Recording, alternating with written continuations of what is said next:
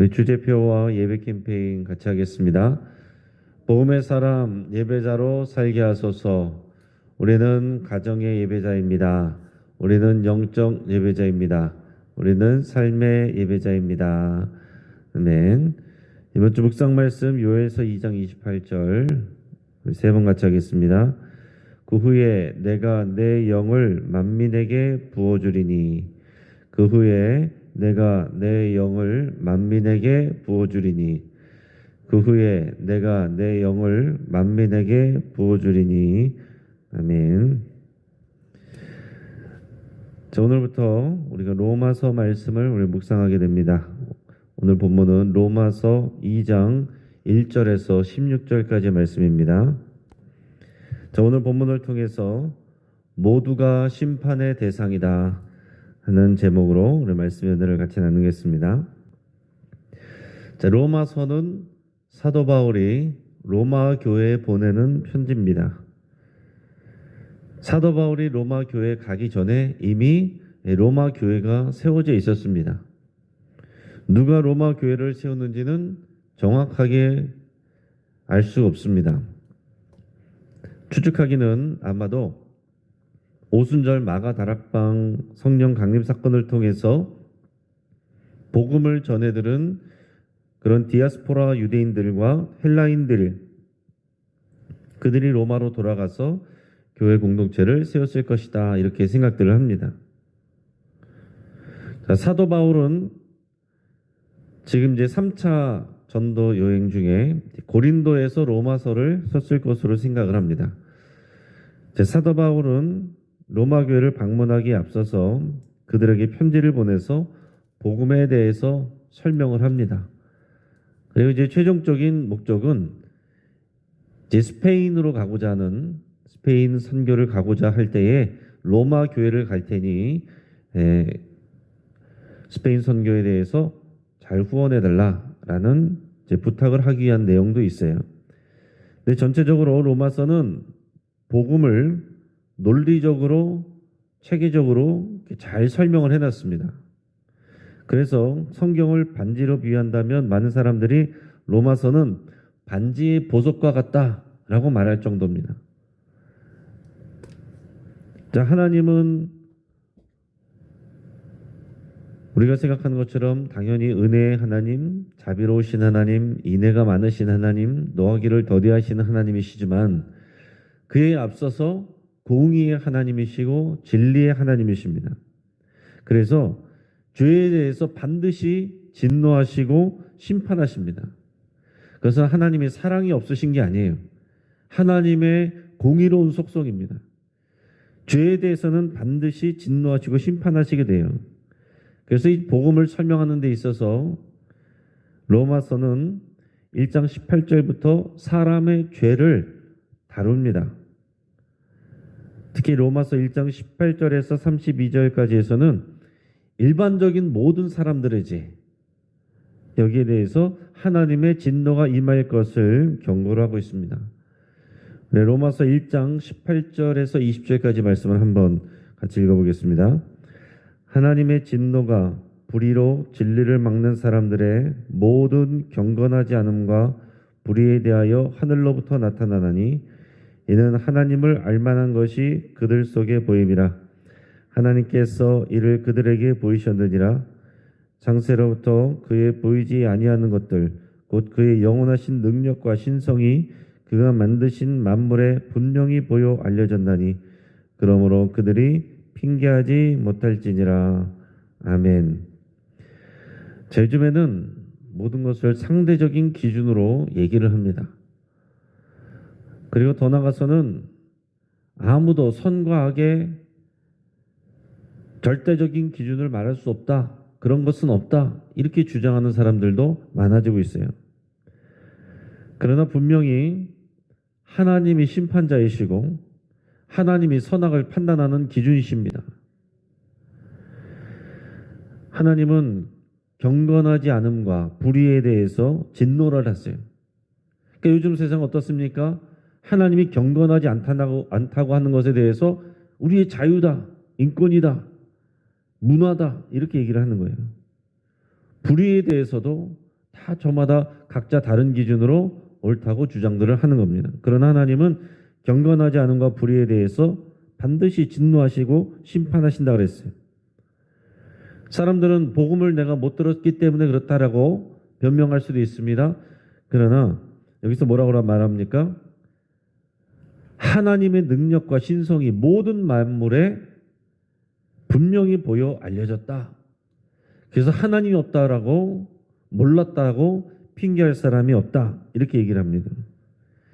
이게 무슨 얘기냐면 이런 모든 자연 만물을 또 우주를 바라보면 또 인체의 신비를 우리가 알게 되면 이게 도저히 저절로 아무렇게나 우연히 일어날 수 있는 일이라고 말할 수 없다라는 얘기예요. 자연과 우주 만물을 보면서 사람들은 경외심을 갖습니다. 그러면서 달에게도 절하고 해에게도 절하고 나무에게도 빌고 바위 앞에서도 절하고 그러면서도 하나님은 없다라고 하는 사람들이 너무나도 많은데, 자, 이런 것을 우리가 일반 계시라고 얘기를 합니다. 자연과 만물 우주에 하나님의 계시가 나타난다. 그런 대단한 것을 신비로움을 보면서 하나님을 느낄 수 있는 그런 것을 일반적인 자연 만물에 하나님이 부어 놓으셨다라고 말씀을 하시는 거예요. 그걸 일반적인 계시다 이렇게 얘기를 합니다. 그래서 우리가 복음을 못 들어서 하나님을 모른다고 할지라도 자연과 우주를 바라보면서 또 인체의 우리의 놀라운 기능들을 바라보면서도 우리는 하나님을 알 수 있는 그런 장치가 되어 있다라는 얘기예요. 그러면서도 하나님을 부정하고 무시하고 모른다고 하면 그것은 핑계일 뿐이다라고 얘기를 하고 있습니다. 세상의 사람들은 하나님을 점점 더 외면하고 죄에 무디어지고 대담해집니다. 점점 더 또 이런 지식인들이 하나님이 없는 것처럼 그런 기준이 없다고 말하고 이런 주장을 하면 또 서로 힘을 받아서 너도 나도 하나님이 보시기에 경건하지 않은가 불의에 대해서 대담해지고, 그렇게 하는 사람들이 많아지면 사람들이 더 힘을 얻어서 그걸 문화라고 말하고 이렇게 세상이 가고 있습니다. 그러나 그럴수록 하나님의 진노와 심판이 커질 뿐입니다. 로마서에서 이렇게 설명하는 것처럼 복음을 우리가 제대로 이해를 하려면 사람의 죄에 대해서, 죄성에 대해서 분명히 인식을 해야 됩니다. 이런 죄에 대해서 인식함이 없이 그냥 예수님을 믿으면 구원받습니다, 좋습니다, 복받습니다, 영생을 얻습니다, 그게 온전한 복음이 아니에요. 회개 없는 그런 은혜는 값싼 은혜가 될 뿐입니다. 그래서 로마서에서는 앞부분에서 집요하게 인간의 죄에 대해서 이렇게 파고들고 있습니다. 자, 그러면서 오늘 2장으로 넘어와서는 이제 그것에 이어서 이제 판단하는 사람들, 윤리적으로 남을 판단하는 사람들에 대해서 하나님의 심판이 있을 것을 설명을 합니다. 오늘 본문 로마서 2장 1절에서 5절까지 말씀을 우리 같이 한번 읽겠습니다. 그러므로 남을 판단하는 사람아, 누구를 막론하고 네가 핑계하지 못할 것은 남을 판단하는 것으로 네가 너를 정죄함이니 판단하는 네가 같은 일을 행함이니라. 이런 일을 행하는 자에게 하나님의 심판이 진리대로 되는 줄 우리가 아노라. 이런 일을 행하는 자를 판단하고도 같은 일을 행하는 사람아, 내가 하나님의 심판을 피할 줄로 생각하느냐? 혹 내가 하나님의 인자하심이 너를 인도하여 회개하게 하심을 알지 못하여 그의 인자하심과 용납하심과 길이 참심이 풍성함을 멸시하느냐? 다만 내 고집과 회개하지 아니한 마음을 따라 진노의 날 곧 하나님의 의로우신 심판이 나타나는 그날에 임할 진노를 내게 쌓는도다. 아멘. 자, 여기서 판단한다는 것은 선악간에 자기가 윤리적인 기준을 가지고 남을 판단하는 것을 말합니다. 사람은 누구나 지각 능력이 있어서 판단하는 능력이 있습니다. 누가 시키지 않아도 우리는 자성적으로 남을 판단하는 그런 생각을 하게 되고 말을 하게 돼 있어요. 자, 그런데 많이 배우면서 또 여러 가지 세상 지식들이 많아지면 많아질수록 어떻게 됩니까? 판단이 더 많아지죠. 내가 아는 것이 많아질수록 판단이 많아져요. 경험한 것이 많아질수록 또 판단이 많아져요. 잘 모르는 사람은 그냥 다 좋다 좋다 얘기하는데 뭐 아는 것이 좀 있는 사람은 이것도 안 좋고 저것도 안 좋고 다 얘기를 하게 돼 있습니다. 하지만 여기서 말할 때에 또 남들을 그렇게 선악간에 판단하는 그 사람은 그 남을 판단하는 것이 자기에게 적용되기 때문에 자기도 그렇게 똑같이 판단받고 하나님 앞에 심판받는다라는 것입니다. 여러분, 우리는 법관이 아니어도 누구나 남을 쉽게 판단합니다. 근데 남을 판단하게 되면 어떻게 됩니까? 저 사람 너무 뭐해? 저 사람 안 좋아? 저 사람 못됐어? 이런 얘기를 하는 동안 자기 자신은 그 사람보다 우월하다고 느끼고 교만하게 되고 나는 그 사람과 같지 않다라고 생각을 하게 되는 거예요. 심지어 이 세상 속에서 자신이 최종적인 심판자가 된 것처럼 하나님도 판단하고 교회도 판단하고 성경도 판단하고 진리도 판단하는 그런 사람들이 얼마나 많은지 모릅니다. 또 그런 사람들의 말을 듣고서 또 거기에 또 마음이 휩쓸리고 생각이 휩쓸리는 사람들도 많이 있어요. 그러나 하지만 결국 그런 사람들도 영원한 하나님의 심판대 앞에 똑같이 서게 됩니다.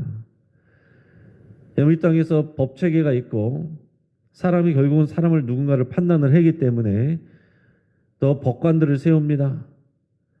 또 재판관들이 이렇게 사람들을 다 심판을 하죠. 벌도 내리고 심지어는 사형 선고도 합니다. 그리고 그런 것들이 최종적으로 올라가면 대법관이 이런 것들을 하게 되는데 그런 대법관이라고 할지라도 하나님 앞에 다 판단을 받고 심판대 앞에 서는 것입니다. 대법관이라고 해서 아무런 죄 없이 그렇게 선하게만 살 수는 없는 것입니다.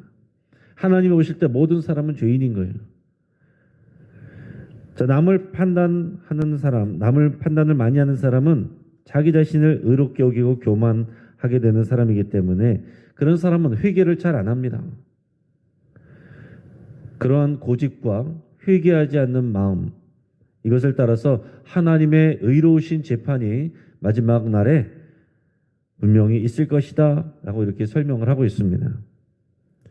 자, 그러면 하나님께서 심판하시는 기준이 무엇이냐? 여기에 대해서 6절에서 11절까지 말씀입니다. 우리 같이 읽겠습니다.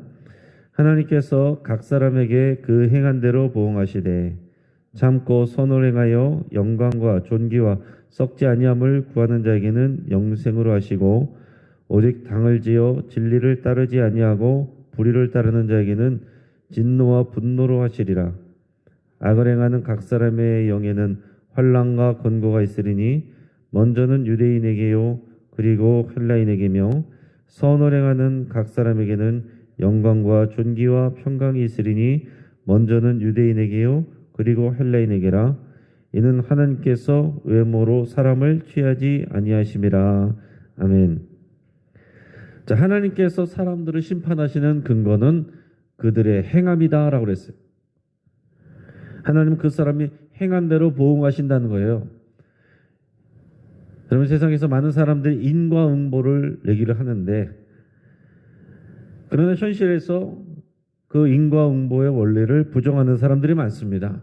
그리고 실제로 보면 현실 속에서 나쁜 짓을 하는 사람, 죄 많이 짓는 사람, 범죄자들, 그런 사람들이 오히려 잘 나가고 돈도 많이 벌고 떵떵거리면서 사는 모습들을 우리가 보게 됩니다.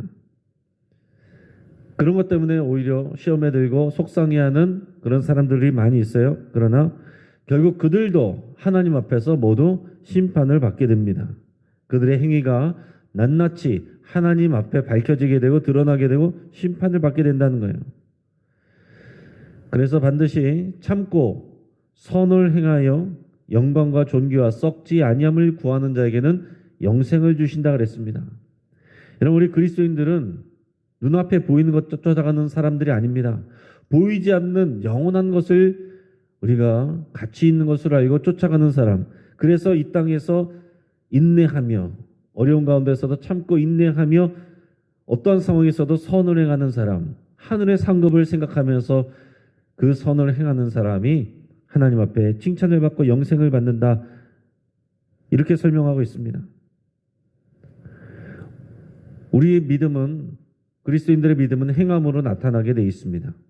우리 착각하지 말아야 되는 것은 우리의 믿음이라는 것이 우리 어떤 이성적인 생각, 마음의 감정 이런 정도로 생각하면 안 된다는 거예요. 우리 믿음은 행함으로 판단받게 됩니다.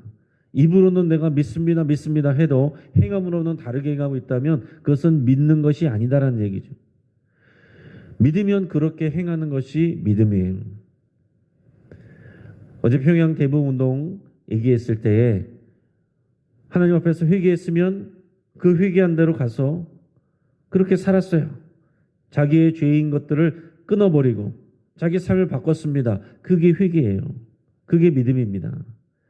그런데 내가 그것이 하나님이 싫어하시는 것, 하나님이 정죄하시고 심판하시는 것인 것을 알면서도 똑같이 행한다면 그것은 믿음이 아니죠.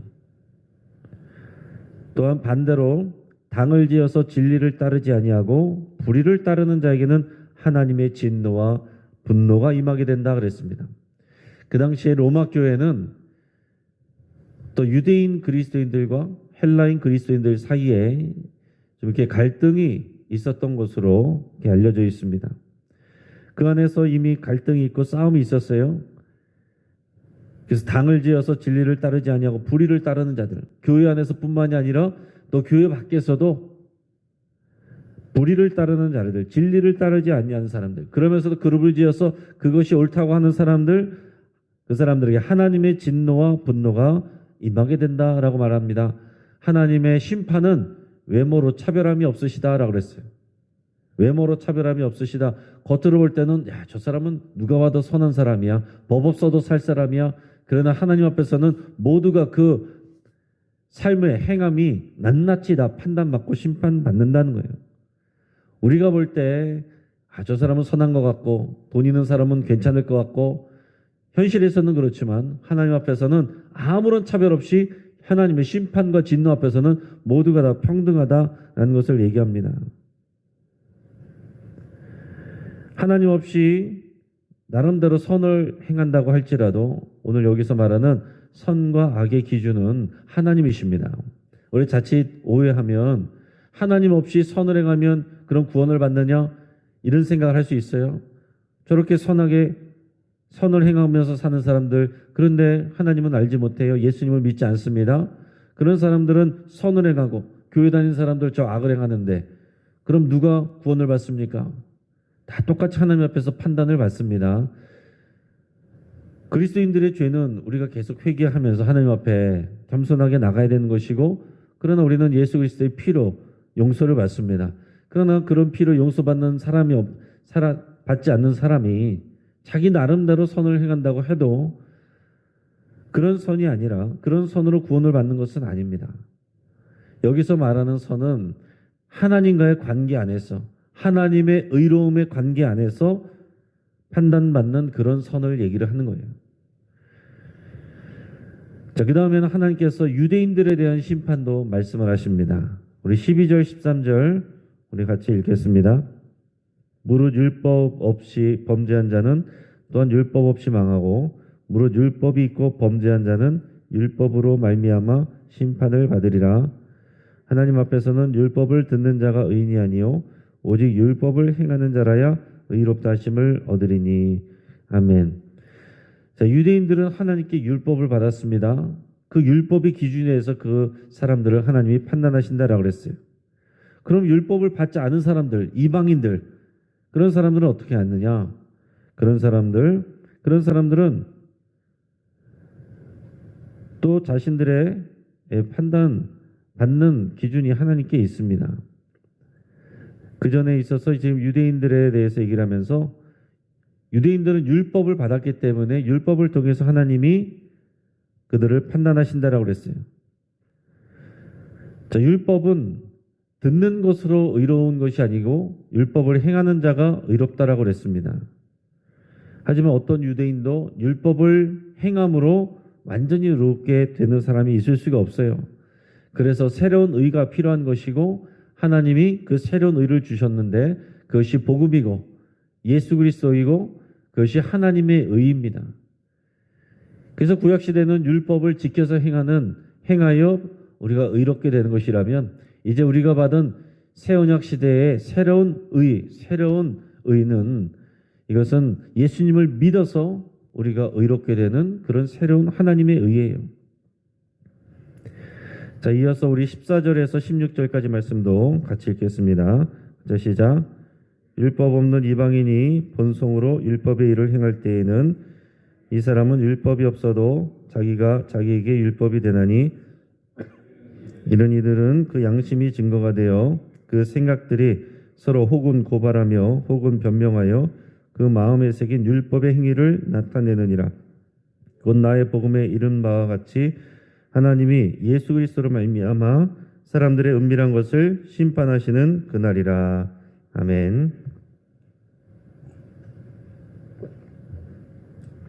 자, 여기서 말씀하시는 것은 간단합니다. 자, 유대인들은 율법으로 말미암아 판단받는다. 율법을 받지 않은 이방인들은 어떻게 되느냐? 그들은 하나님께서 그들에게 주신 양심이 그들에게 율법이 돼서 양심을 기준으로 판단받는다라 했습니다. 그 사람들에게는 기본적인 양심의 기능이 있습니다.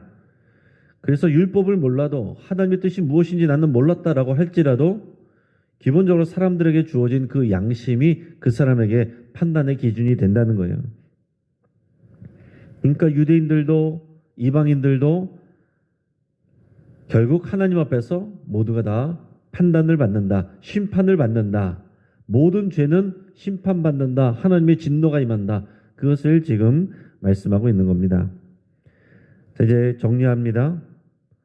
아무도 자기의 의로 구원받을 수 있는 사람이 없습니다. 그러므로 남을 판단하는 자가 되어서는 안 됩니다. 남을 판단하는 것으로 우리 자신도 판단을 받게 되고 그 판단하는 것으로 하나님의 심판을 받게 됩니다. 최종적인 심판자는 오직 하나님 한 분뿐입니다. 하나님의 심판 기준은 행함이에요. 우리의 행함이 곧 믿음입니다. 마음으로 입으로 믿는다고 하면서 행함이 없다면 그것은 믿음이 없는 것입니다. 유대인들은 율법을 기준으로 판단받게 되고 이방인들은 그들에게 주신 양심을 기준으로 판단받게 됩니다. 누구나 예수 그리스도 앞에서 심판대 앞에 서게 되는 거예요. 그러므로 누구도 하나님 앞에서 교만할 수가 없고 하나님 앞에서 의롭다고 말할 수가 없고 남에게 우월감을 느껴서도 안 되고 판단하고 정죄해서도 안 됩니다. 우리는 오직 죽을 죄인이 하나님의 은혜로 구원받은 사람들이기 때문에 그런 은혜의 의식을 가지고 살아야 됩니다. 모든 것이 하나님의 은혜입니다. 나 같은 죄인을 살려주신 하나님 감사합니다. 남들을 바라볼 때도 나도 죄인이고 저 사람도 죄인인데 나도 구원받고 저 사람도 하나님의 은혜로 구원받는 그 시각으로 바라볼 수 있기를 주의 이름으로 축복합니다. 같이 한번 기도하겠습니다. 오늘 말씀을 붙잡고 함께 기도할 때에 우리의 모든 것이 하나님의 은혜임을 고백하며 감사드릴 수 있길 바랍니다. 오늘 우리가 하나님 앞에 있을 수 있는 것, 하나님의 구원을 기대할 수 있는 것, 이것은 우리에게서 온 것이 아니고 오직 하나님의 은혜입니다. 내가 남을 판단하고 정죄했던 것, 하나님과 교회를 판단하고 정죄했던 모든 것을 하나님 앞에 이 시간 내려놓고 회개할 수 있길 바랍니다. 또 우리의 믿음을 행함으로 나타내길 결단하고 기도할 수 있길 바랍니다.